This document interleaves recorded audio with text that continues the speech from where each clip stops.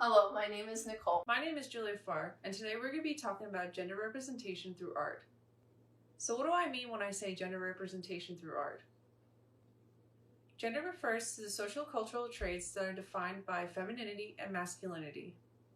Throughout art's rich history, the human body has been explored through figure drawings, paintings, sculpture, and performance arts.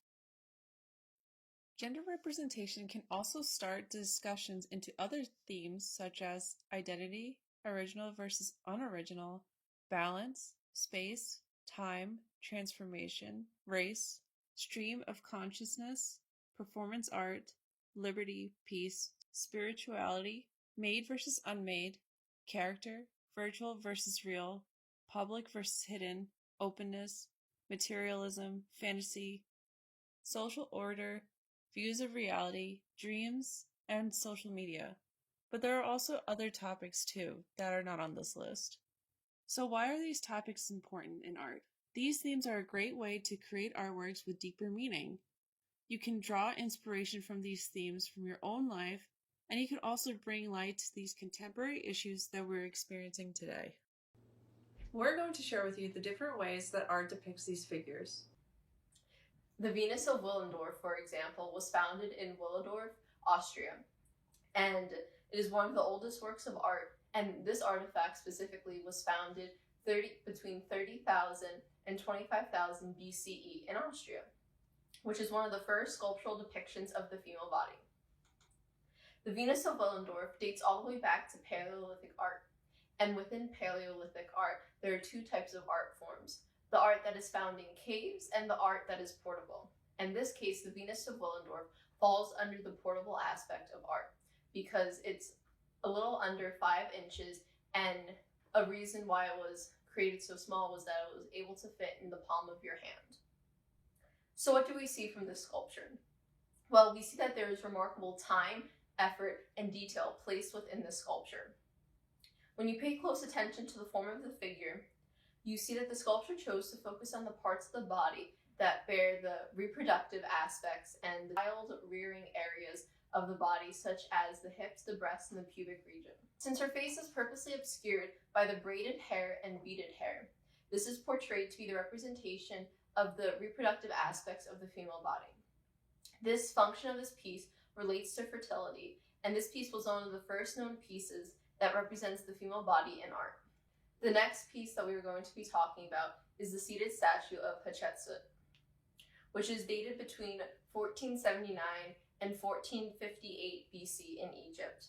And this piece can be found in the Metropolitan Museum of Art in New York City. A little backstory on Kotetsu was that she ruled Egypt for 20 years after her husband died because her stepson was too young to become the pharaoh at the time. She wanted to establish herself as king, and she ended up changing the representation of how queens were depicted in the past. Visual depictions of her range from her being a female king to her being a female king with male adornments, and to her lastly being represented as a full male. This is called dual gender representation, which is how she chose to present herself in these three forms. Art and power went hand in hand when it came to Egypt because literacy was so rare. So the people relied on imagery and the power of it to persuade the public to follow the king. We have currently looked at two statues that presented the female body in two different ways. The Venus of Willendorf is presented with more maternal instincts and with the gaze leading towards fertility, while the seated statue of Kotetsu follows more on the representation of the female and male body through propaganda purposes. Now, skipping a little forward into the future, I want to show a painting from the artist Titian, which represents the female body in a completely different way than we have currently seen. Here in Titian's oil painting, The Venus of Urbino, created in 1538. There is a lot of symbolism throughout this piece, but currently I want to focus on the main subject, the woman. Here we have a woman in the nude reclining who is looking directly at the viewer. There is a sensual and sexual quality in her, which is making the viewer become more aware of the beauty of the physical, her body. Titian is centralizing the female figure, but is also creating an air of modesty in the combination of the look in her eyes and the softness of her skin. Here the gaze of the figure is interacting and playing with the gaze of the viewer. Here, let's take a closer look at the painting. When the viewer continues to look at the painting, they will realize how the artist has elongated her torso and shortened her feet to once again heighten the sense of sensuality and sexuality throughout the female figure. Also, I want to bring attention to the title of the painting, The Venus of Urbino. Here, the word Venus basically allows the artist to create the female nude, because Venus is the Roman goddess of love, sexuality, sex, beauty, fertility, victory, etc. Venus basically became a safety title when artists were depicting the female nude, so that it would be an acceptable subject matter. And in this painting, we see the female nude become a genre. Now we're going to look at gender representation through contemporary artworks. Kiki Smith is a contemporary artist who was born in Nuremberg, Germany in 1954.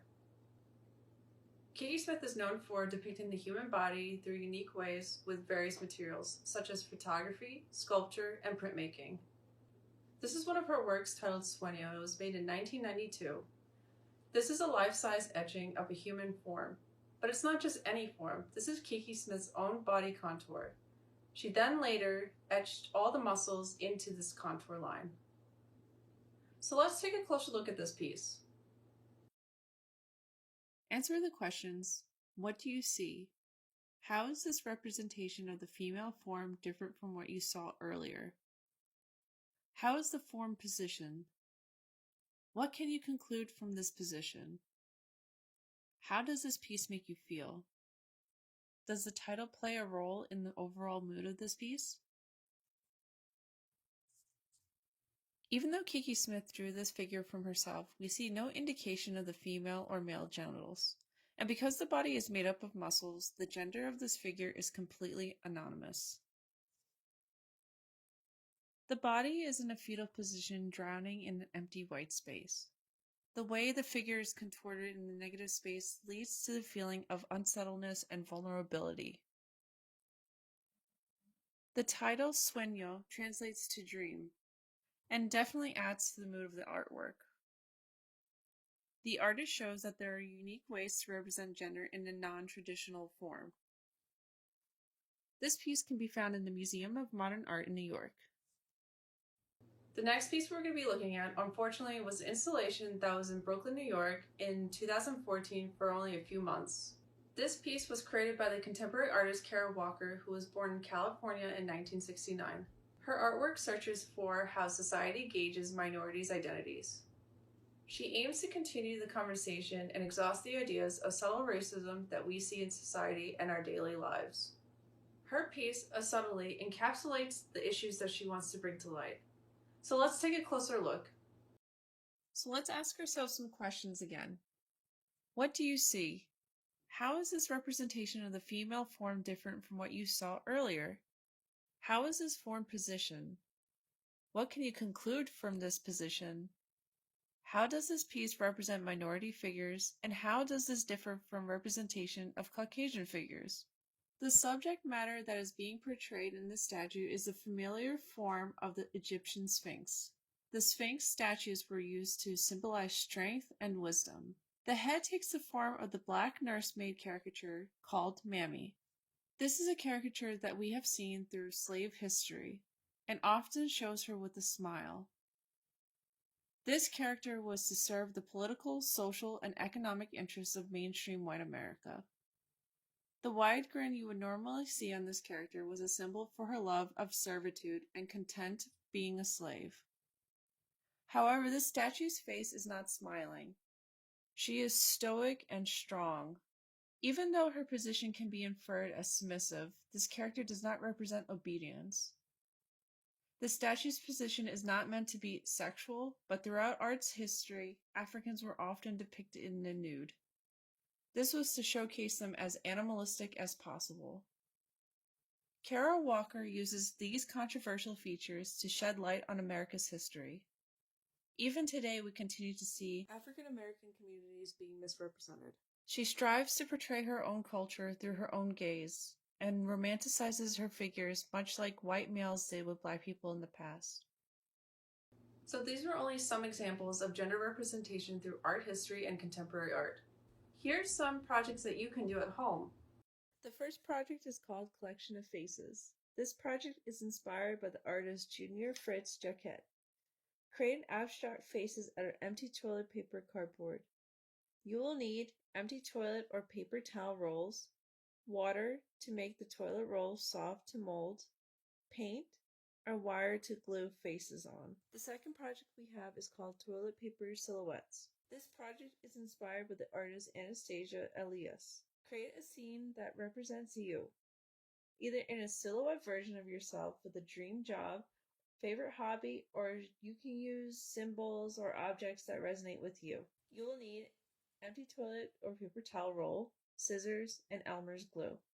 The last project we have is called Blackout Poetry. This project was made popular by Austin Kleon, but has existed beforehand.